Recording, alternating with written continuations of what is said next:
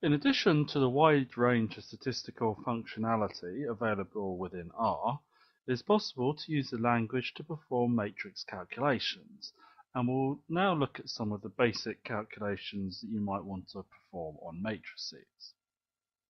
So the first thing that we need to be able to do is to create matrices, and the function matrix in R can be used to perform this task. So if we create a matrix called A, make use of the function matrix, first thing we specify is the numbers that make up the elements of the matrix.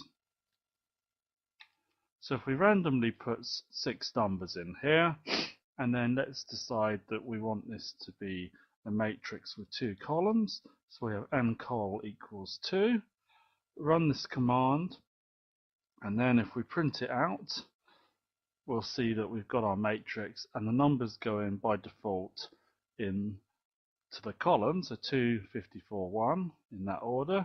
So what we could then have done instead is if we want to put them in by row, so we rerun that command, and now we see we go across the rows before we go down the columns. So we'll just adjust our matrix here to make a simple 2 by 2 matrix. So we'll rerun those commands. Now we see we've got our 2 by 2 matrix. So what we then might want to do is to look at matrix addition. So if we create another matrix, we'll call it B, and make it the same dimensions as we're going to add these two together. And again, we'll say we'll have 2 columns, but we won't bother with doing it by row. So print out here we've got our matrix A and B.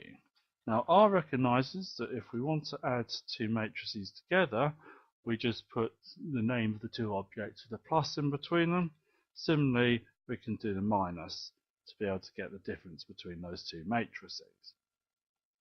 So let's say we want to multiply A by B.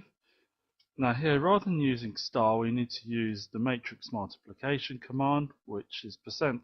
So we run that, we'll see that these 2 matrices have been multiplied together.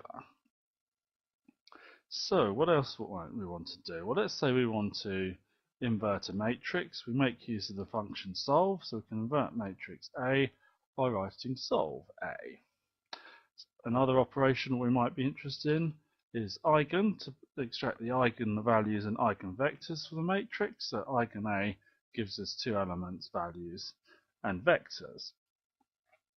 So if we create another couple of matrices to look at multiplying non-square matrices together.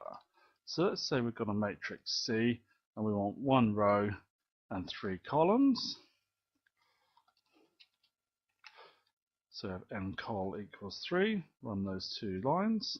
And now let's say we want to do a multiplication of C against the transpose of C.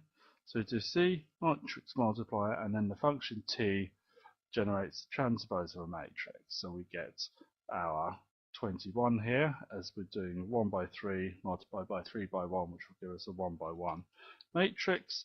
So if we do it the other way around instead, and run that, we now get a 3 by 3 matrix, where we're just multiplying together pairs of elements of C and transpose of C. Now one final operation that we might be interested in doing is if we've got a square matrix and we want to extract the diagonal elements, use the function diag, and that picks out here the diagonal elements of our matrix A.